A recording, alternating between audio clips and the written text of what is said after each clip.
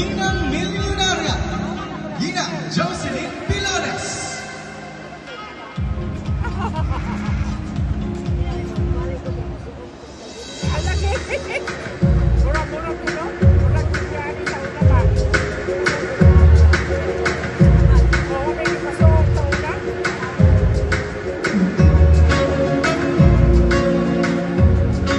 Ladies and gentlemen, let's give a round of applause once again to our Ginang Milyonarya 2024, Ms. Jocelyn Pilones.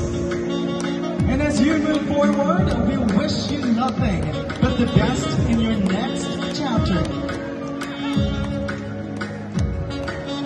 Daghang salamat sa imong katugi ug dedikasyon ug paggamit sa imong kaugalingon isip instrumento sa inspirasyon sa mga kababainan dili lang sa Tagum kundi sa kinatibuk-an sa province of Davao del Norte.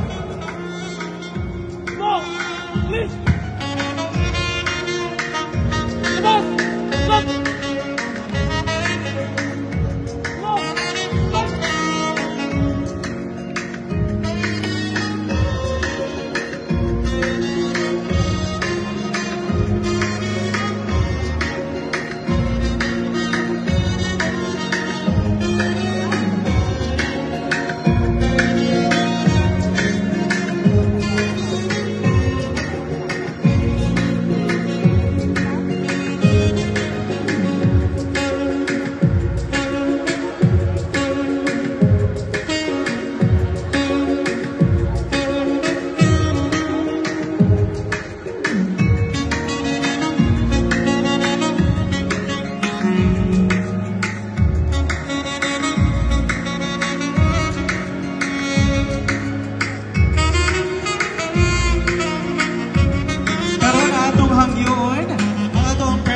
Sa Tagum City Council of Women Foundation Incorporated and Davao del Norte Province Council of Women, Ma'am Alma Uy, nga maadto sa stage.